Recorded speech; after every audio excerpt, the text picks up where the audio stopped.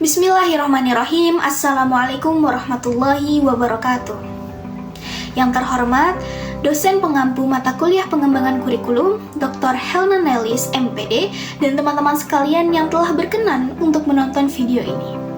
Nama saya Nisatul Aflah, mahasiswi Prodi Pendidikan Agama Islam, semester 4 kelas C dengan NIM 221210111 akan menjelaskan materi tentang landasan pengembangan kurikulum. Secara umum, pengembangan kurikulum mempunyai 5 landasan. Yang pertama, landasan filosofis. Yang kedua, landasan psikologis. Yang ketiga, landasan sosiologis. Yang keempat, landasan iptek. Dan yang terakhir, landasan organisatoris. Pada video kali ini, saya akan membahas tentang landasan psikologis dan landasan sosiologis. Psikologi berasal dari bahasa Yunani, yaitu psyche dan logos. Psyche yang mempunyai arti jiwa dan logos yang berarti ilmu. Psikologi adalah ilmu yang mempelajari tingkah laku manusia dalam hubungan dengan lingkungan. Sedangkan kurikulum adalah upaya menentukan program pendidikan untuk merubah perilaku manusia. Oleh sebab itu, dalam mengembangkan kurikulum harus dilandasi oleh psikologi sebagai acuan dalam menentukan apa dan bagaimana perilaku peserta didik itu harus dikembangkan.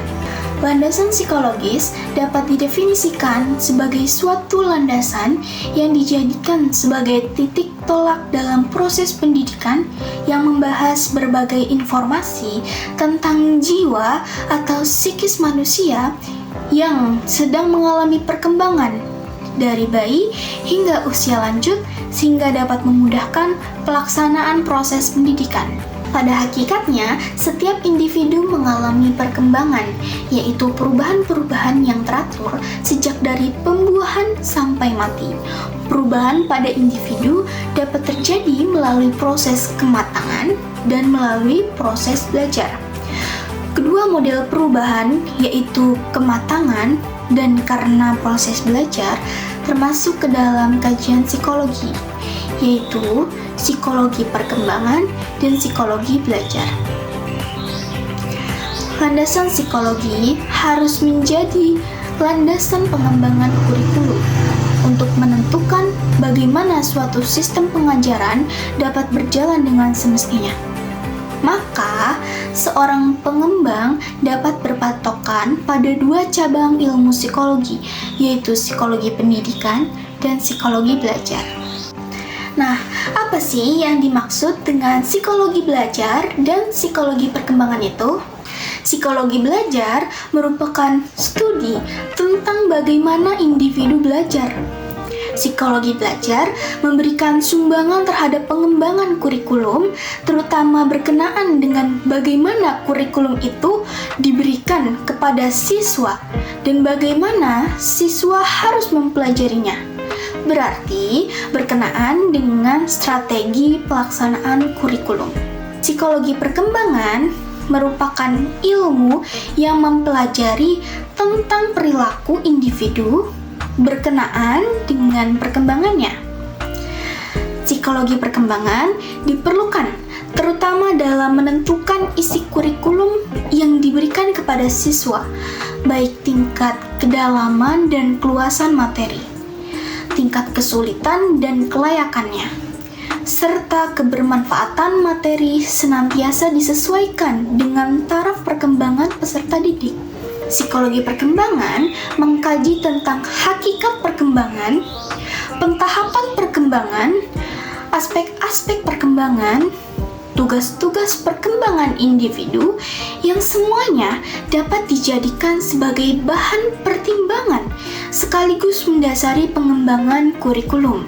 Pembahasan selanjutnya adalah landasan sosiologis. Sebelum itu, mari kita lihat pengertian sosiologi kurikulum. Sosiologi kurikulum merupakan sebuah proses kerja intelektual untuk mengaitkan prinsip-prinsip seleksi dan pengorganisasian kurikulum dalam sekolah, serta kaitannya dengan setting interaksi sosial yang mana berada dalam struktur sosial yang lebih luas.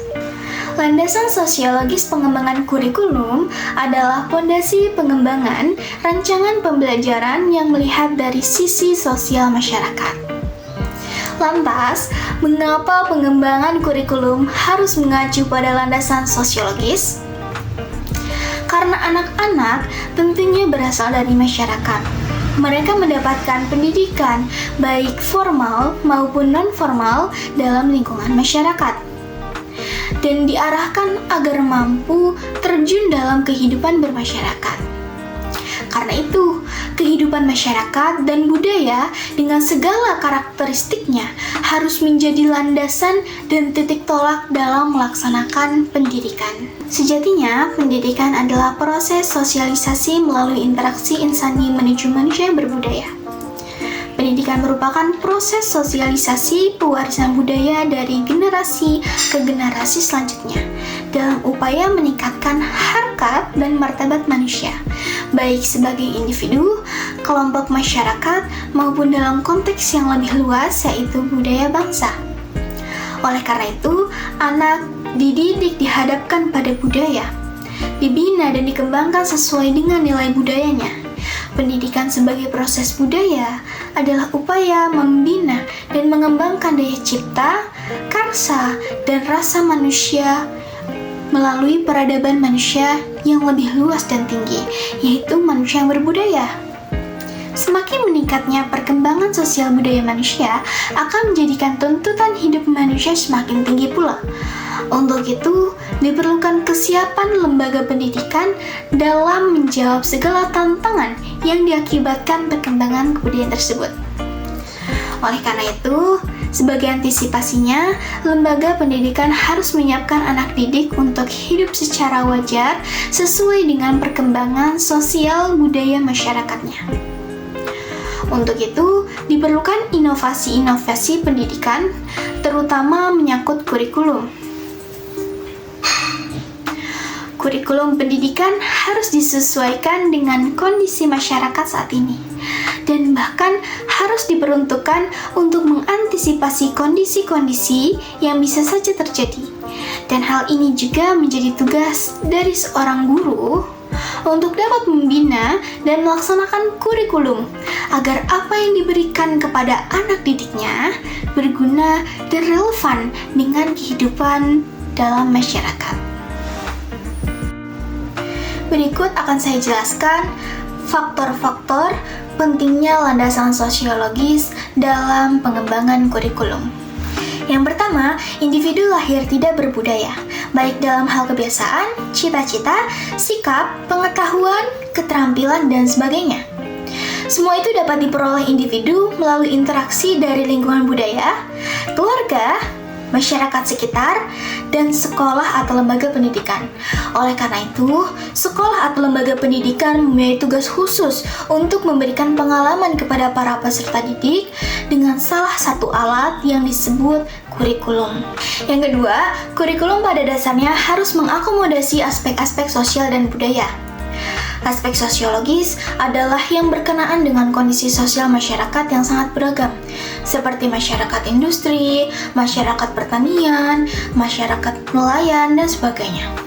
Pendidikan di sekolah pada dasarnya bertujuan mendidik anggota masyarakat agar dapat hidup berintegrasi, berinteraksi, dan beradaptasi dengan anggota masyarakat yang lainnya, serta meningkatkan kualitas hidup sebagai makhluk berbudaya. Hal ini membawa implikasi bahwa kurikulum sebagai salah satu alat untuk mencapai tujuan pendidikan harus bermuatan kebudayaan yang bersifat umum, seperti nilai-nilai, sikap-sikap, pengetahuan, dan kecakapan. Yang ketiga, pendidikan diarahkan pada kehidupan dalam masyarakat. Pendidikan bukan hanya untuk pendidikan, tetapi menyiapkan anak untuk kehidupan dalam masyarakat. Contoh landasan sosiologis adalah dalam pengembangan kurikulum untuk pelajaran bahasa atau sastra, perspektif sosiologis dapat diaplikasikan dengan memperkenalkan karya-karya sastra yang mencerminkan atau menggambarkan realitas sosial masyarakat pada saat itu. Misalnya, dalam mempelajari sebuah novel atau cerita pendek, siswa dapat menganalisis bagaimana struktur sosial, nilai-nilai budaya, dan interaksi antar karakter tercermin dalam narasi tersebut. Hal ini membantu siswa memahami bagaimana sastra tidak hanya merupakan karya seni, tetapi juga cerminan dari kehidupan sosial dan budaya masyarakat di mana itu diciptakan. Nah, teman-teman, tadi itu adalah penjelasan tentang landasan psikologis dan landasan sosiologis. Hanya itu materi yang dapat saya sampaikan. Semoga dengan adanya materi ini sedikit menambah pengetahuan kita tentang apa itu landasan psikologis dan landasan sosiologis. Cukup sekian dari saya. Terima kasih. Wassalamualaikum warahmatullahi wabarakatuh.